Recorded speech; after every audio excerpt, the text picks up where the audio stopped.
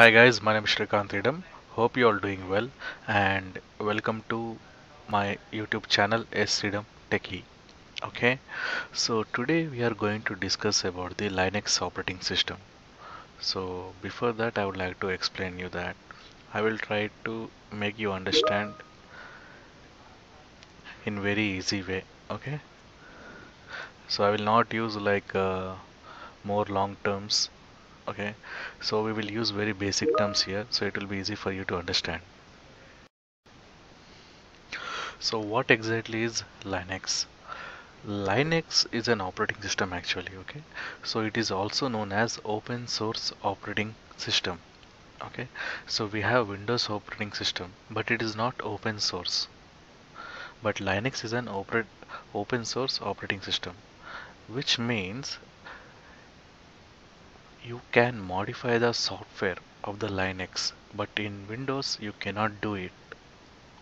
So Linux consists of various software components which will help you to manage computer hardware resources and enable you to do tasks such as surfing the internet, web, or you can modify a file using the text editor. Okay. So Linux is a free and open source software which means exactly you can use it to copy, study and change the software in any way according to your requirement. Okay, so if you know coding, you can modify the Linux software, so and you can install the required applications depending upon your requirement. Okay, so it is distributed with the source code so users can view and modify it. So Linux is a distributed software, so users can, if the users know the source code, they can view and modify it. So in Windows it is not possible. So that is what explained here. This is in contrast to Microsoft Windows, a proprietary operating system. It means it is opposite to Windows. In Windows you cannot modify the software operating system, but Linux you can do it. So Linux also has many versions. Many versions of Linux exist. Some of the some of the more popular Linux distributions are Debian, Ubuntu, Fedora, OpenSUSE, Red Hat Linux, and SUSE Linux Server. So in Windows we have like Windows 7, Windows 10, Windows XP, and Server operating system. But here in Linux we have these versions of Linux. So today Linux runs almost every computing platform available. So if you use mobile phone or tablets or servers and desktops and many mainframe computers, we see it is being run on Linux operating system. So on Android, so on most of the mobile phones we see Android operating system, okay? But in case if you are using tablet, you can find Linux kernel installed on it. Okay, so modern Linux distributions usually feature a nice GUI, means graphical user interface. So similar to the one which we found in Windows. So what exactly it means is nowadays the Linux modern distributions are coming with GUI. So in Windows also we are using a GUI, right? So it will be easy to use. So if you refer SUSE Linux, it will be in GUI, and Fedora Linux and CentOS. So it will be like easy like Windows only, easy to uh, direct and easy to use and easy to install applications. So here, what is the difference between Linux and Windows? So here are the major differences between Linux and Windows. The price, the development model, hardware support, software support, command line, and easy of use. So if we have to explain in detail, price. So Linux, most of the distributions are generally free, okay? But if you compare to Windows, in if you want to use a Windows license, you have to purchase it. You have to spend some dollars. And coming to development model, Linux, users can access and alter the code in any way they wish.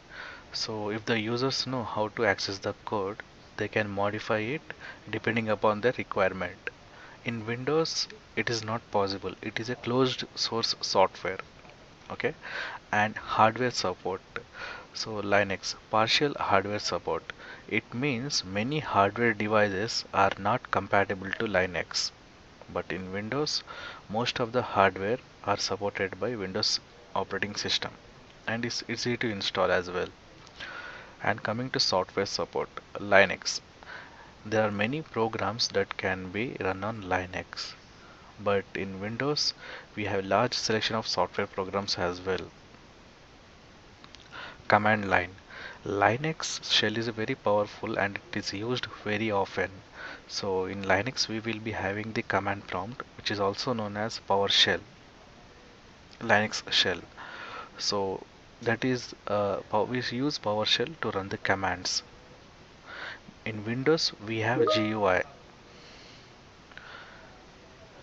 In Windows, we have GUI, but it is not powerful comparing to Linux operating system. Easy of use. So Linux will be used mostly by experienced users. So once you know the Linux, it is like very easy to use. It has very basic commands and easy to follow. But in Windows, it's like just because of GUI, it is very easy to use. Like we can open any application, there will be icons which will help the users to open it and install the applications. There will be folder icons, files, and shortcuts. Everything will be like graphical interface. So that's the reason it's very easy to use. Anyone can use it. So what are the difference between Unix and Linux? Okay, so here we know the difference between the Windows and Linux, right? Here there are here we will be knowing the difference between Unix and Linux. Okay, Unix is an operating system which was developed at AT&T Bell Labs. Okay, so Linux is also known as a clone or copy of Unix, which means Unix was created before Linux. But there are many differences between these two operating system as well. So here are the major ones. Cost. First of all is pricing. Linux most Linux distributions are free. Okay. In Unix most Unix systems are not free. So in Linux there are many distributions which they offer the software for free, but in Unix it's not free. Usage. Comparing to Linux and Unix, in Linux we see the Linux operating system on mobile phones, tablet computers, desktop computers, but Unix can be seen on the servers and on mainframes. And the source model, Linux is a open source. It means we can modify it. We can modify the source code. In Unix, it is a closed structure, closed source. We like Windows, we cannot modify it. So what are the example of Linux? So these are the versions of Linux distributions: Ubuntu, Debian, Red Hat, and OpenSUSE. And Unix, OS X, Solaris, IBM, IAX. In Windows, Windows XP, Vista, Windows 7, Windows 10, Windows 11, and server operating systems. Okay, so I hope you got the examples. And manufacturers. So for Linux, we have a manufacturer. Linux kernel is developed by a community.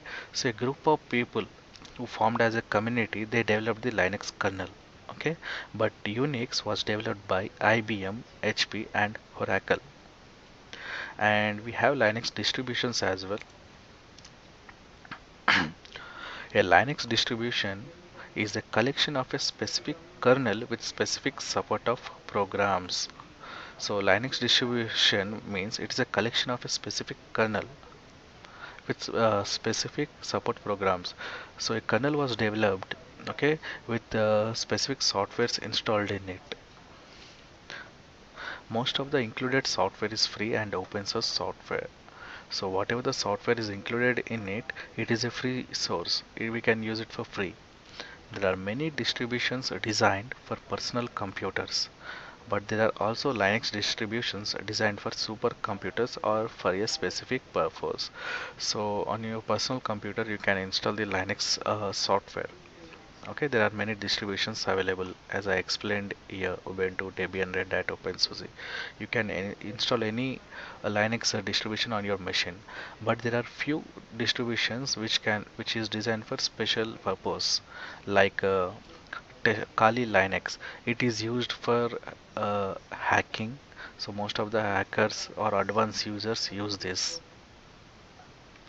There are many distributions available.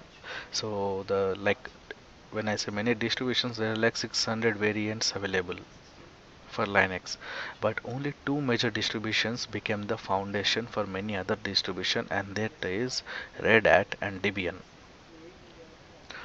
Even though there are 600 distributions, only two become the foundation for many other distributions, that is Red Hat and Debian. Some of the more popular Linux distributions beside Red Hat and Debian are Ubuntu, OpenSUSE, Fedora, Mandriva Linux, and Arch Linux.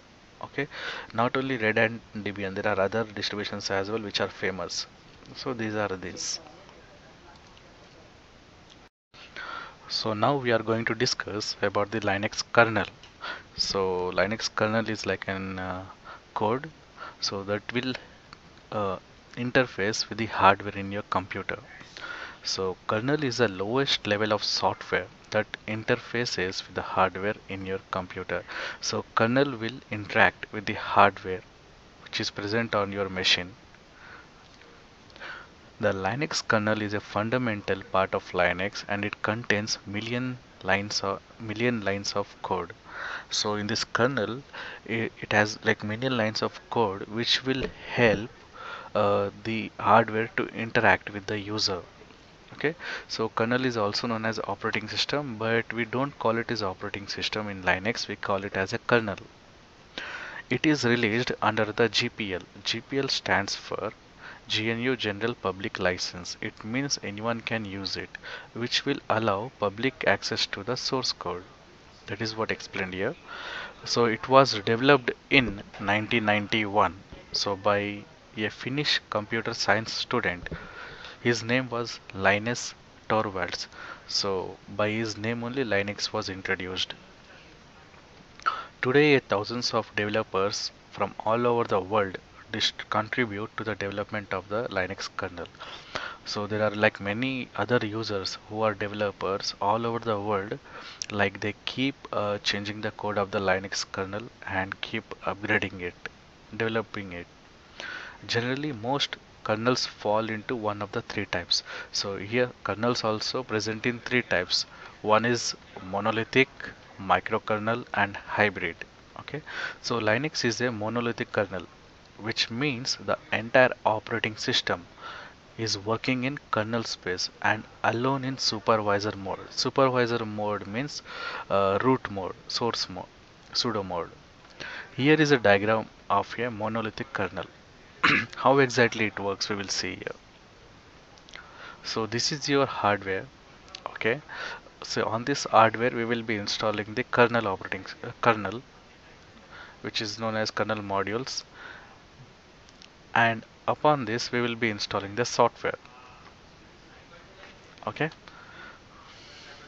so how to find out the kernel version? Every distribution will have a kernel version, right? How to find it?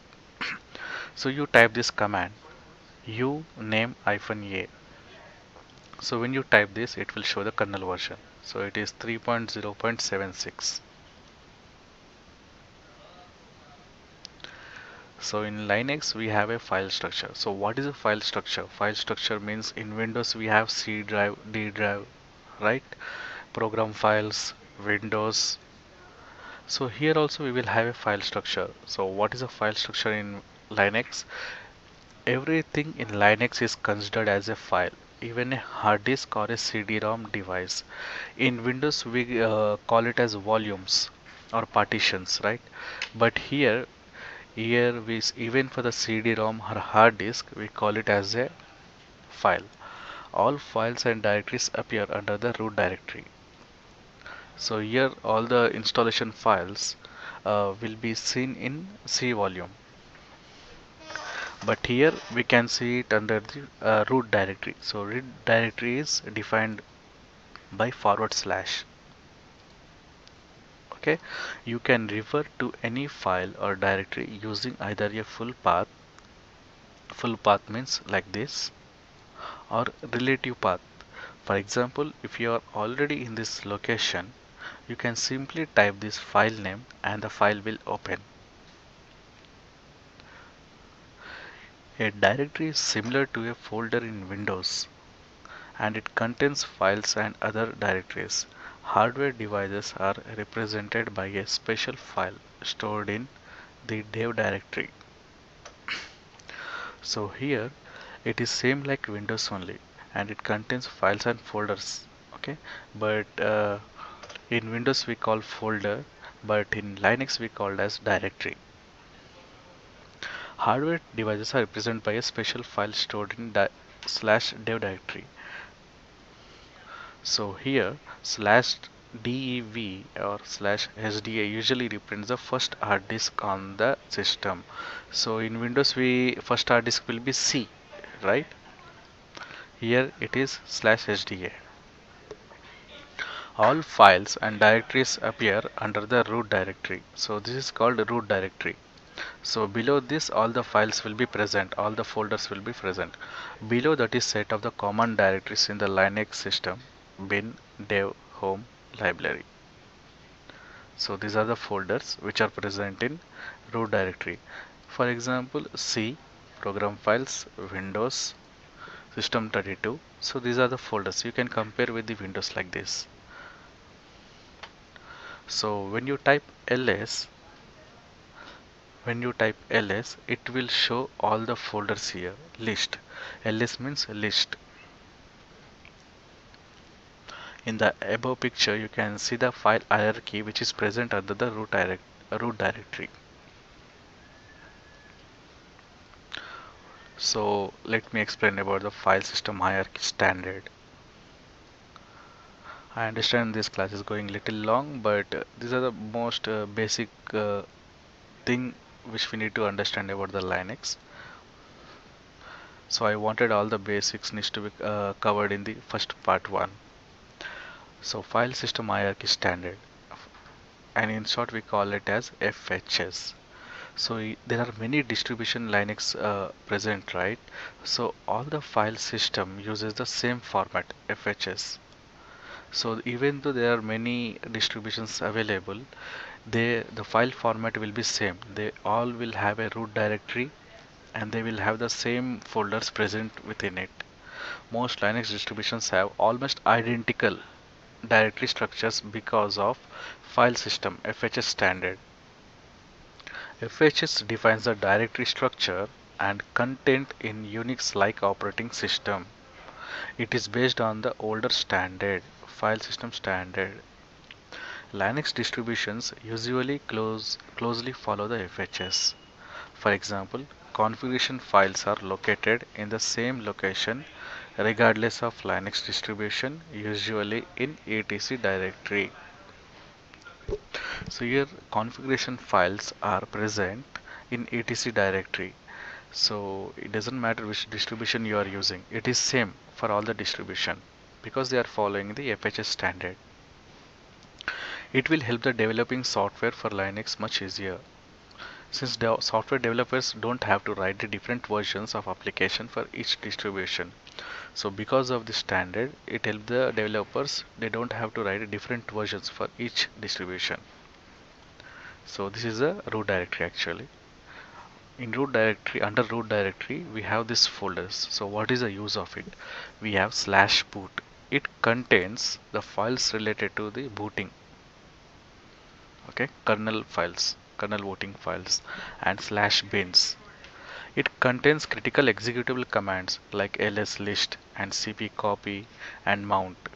So these are the basic commands which we use regularly. So those commands will present in slash bin in Linux.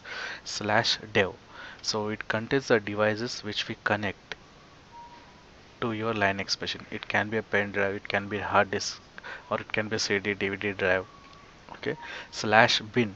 Slash bins means sudo bin. It is a root user. So administrator, like if he runs any command, if he installs any program, it will be present in this folder directory. Slash etc. It contains the configuration files. Okay. Slash home, users home directory. So all the users accounts will be present under home directory. Slash lib, it contains the program files.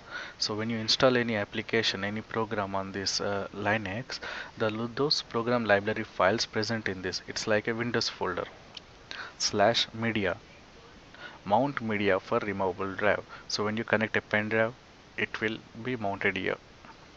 Slash usr contains the majority of the user utilities and application. So when a particular user installing any applications, those utilities and application related files will be shown here. Slash var, so the application related logs will be present in this folder. Slash temp, it contains temporary files. So in Ubuntu, when I type ls in the under root directory, if I type ls-l to list all the files present under root directory, it will show like this. You can see bin, boot, dev, etc., home, lib, mount.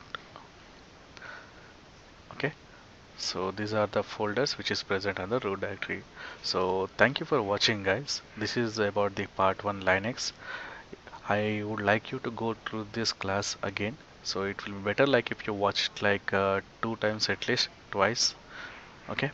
Meet you in next class. Thank you for watching. Please do subscribe.